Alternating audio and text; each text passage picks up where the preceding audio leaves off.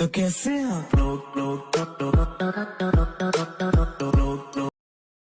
प्रिय छात्रों, कक्षा 10वीं प्रश्नावली 1.1 के 2 नंबर क्वेश्चन में आपका स्वागत है। क्वेश्चन है कि दर्शाइए कि कोई धनात्मक विषम पूर्णांक 6q+1 या 6q+3 या 6q+5 के रूप का होता है। हमें जो दर्शाना होता है उसको सबसे पहले लिख लेते हैं।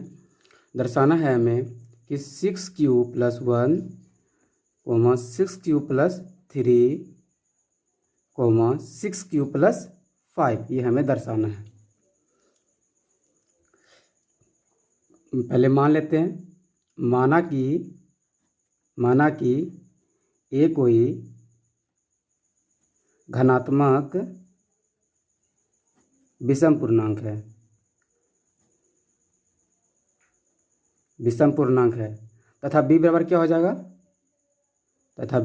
जाएगा, ये हो जाएगा 6।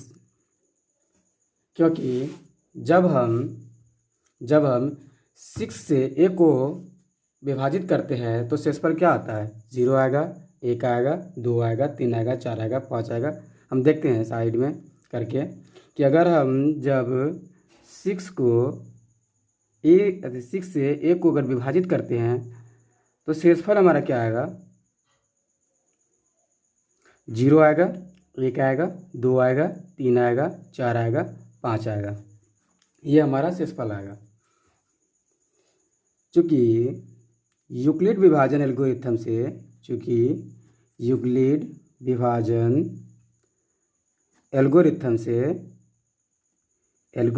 से क्या जानते हैं हम लोग, जानते हैं कि भाज्य बराबर भाजक गुना भागफल प्लस शेषफल, ये हमारा शेषफल। अब अगर हम इसको अथी में ले लेंगे, अल्फ़ाबेट्स में लेते हैं तो a बराबर b^q+r हो जाएगा ये। अब हम मानते हैं जब शेषफल हम अगर r मानेंगे तो क्या हो जाएगा, जब r बराबर अगर हम 0 मानते हैं तो क्या हो जाएगा, a बराबर b के जगह पे क्या है, 6 है तो 6 देंगे, q तो q रह जाएगा, r के जगह हम क्या माने हैं, 0 तो 0 रहने देते हैं। अब जब r बराबर अगर 1 मान लेते तो हो जाएगा a बराबर 6q+1 हो जाएगा। फिर जब हम r बराबर 2 मानते हैं तो a बराबर हो जाएगा 6q+2 हो जाएगा। फिर जब हम r बराबर 3 मानते हैं तो a बराबर हो जाएगा 6q+3 हो जाएगा। इस तरह हमको 5 तक मानना है, 5 शेषफल 5 तक मानना है। जब r बराबर अगर 4 होगा तो a बराबर हो जाएगा 6q+4 हो जाएगा। फिर जब r बराबर होगा 5 तो क्या हो जाएगा, a बराबर 6q+5। हमें पता है, इसलिए शेषफल भी क्या होगा, विषम संख्या प्राप्त होगा। यहाँ a क्या है, यहाँ a एक विषम संख्या है, इसलिए शेषफल क्या प्राप्त होगा,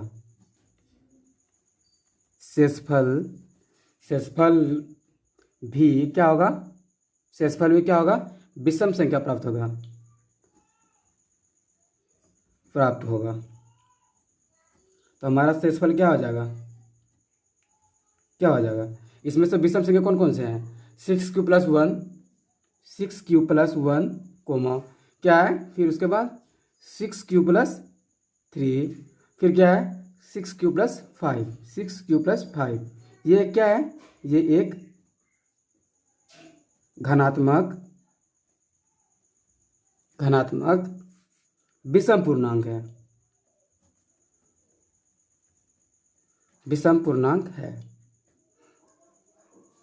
नेक्स्ट नंबर सवाल है 3 नंबर। क्वेश्चन नंबर 3 क्या है क्वेश्चन, कि किसी परेड में 616 सदस्यों वाली एक सेना आर्मी की टुकड़ी को 32 सदस्यों वाली एक आर्मी बैंड के पीछे क्या करना है, मार्च करना है।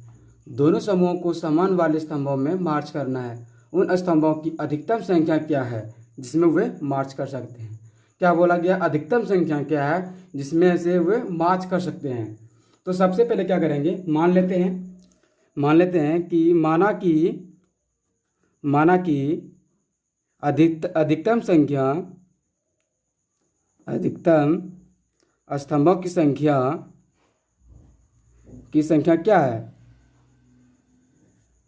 इससे बराबर हो जाएगा 616 और 32। इन दोनों का एसएफ निकालते हैं, 32 ले लेते हैं और यहाँ हो जाएगा 616। अगर एक बार में खिलाएंगे तो हो जाता है, 2 बार में कुछ ज़्यादा हो जाएगा, इसलिए एक बार में खिलाएंगे कितना हो जाएगा 32 हो जाएगा। 11 में जाएगा 9, 11 में 2 जाएगा तो कितना हो जाएगा 9 हो जाएगा। और यहाँ कितना है 5, 5 में 3 जाएगा तो कितना होगा 2, और यहाँ 6 है तो 6 उतार देंगे, 296 हो जाएगा। अब 32 को कितना बार गुना करेंगे जो इससे मतलब कट जाएगा, देखते हैं। 32 को अगर 8 बार करते हैं, 8 में 16 ये नहीं होगा तो 9 बार करते गुना, 32 को 9 बार गुना करते हैं, ठीक। तो 32 को 9 बार गुना करेंगे, 9 दिन 18 के 8 हाथ में 1 हो जाएगा, और 9 से 27 28 288, 9 बार में खा जाता है 288। और घटा दो इसको तो माइनस करने के बाद कितना हो जाएगा, 16 में 8 जाएगा तो 8 हो जाएगा, और 8 में 8 जाएगा तो क्या होगा 0 0। अभी भी हमारा शेषफल 0 नहीं आया, इसलिए इसको आगे लेके जाएंगे। अब 32 जो है इसको हम यहाँ लिख देंगे 32 को।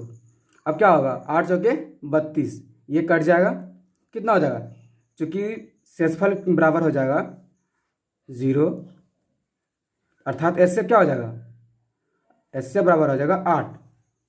हमारा आंसर यहाँ निकल जाता है, लेकिन हमको बिठाना है यूक्लिड विभाजन एल्गोरिथम से, इसलिए यूक्लिड विभाजन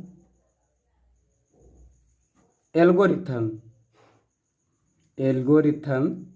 से क्या हो जाएगा, हम लोग क्या जानते हैं कि भाज्य बराबर भाजक गुना भागफल प्लस शेषफल। देखिए यहाँ क्या है, इसमें भाज्य क्या है 616, और भाजक कितना है 32, और आपका ये भागफल कितना है, गुना हो जाएगा भागफल 19, और शेषफल 8 हो जाएगा प्लस 8, चूँकि नॉट इक्वल टू सॉरी शेषफल बराबर नॉट इक्वल टू 0, हमारा 0 नहीं आया। अब इसके आगे लेके जाते हैं 8, ये क्या हो जाएगा, दूसरा क्या होगा, ये वाला यहाँ हो जाएगा 32, और इसके बाद भाजक कितना है 8 लिख देंगे गुना भागफल कितना है 4, और शेषफल कितना हो जाएगा 0, क्योंकि शेषफल बराबर 0, अर्थात जब हमारा शेषफल अगर 0 हो जाए तो उसका b का मान हो जाएगा, जो उसका b का मान ही एचसीएफ हो जाएगा, अर्थात एचसीएफ बराबर हो जाएगा ये वाला क्या हो जाएगा 8। तो हम लोग क्या होगा कि इसलिए स्तंभों की अधिकतम संख्या क्या हो जाएगा, इसलिए स्तंभों की अधिकतम संख्या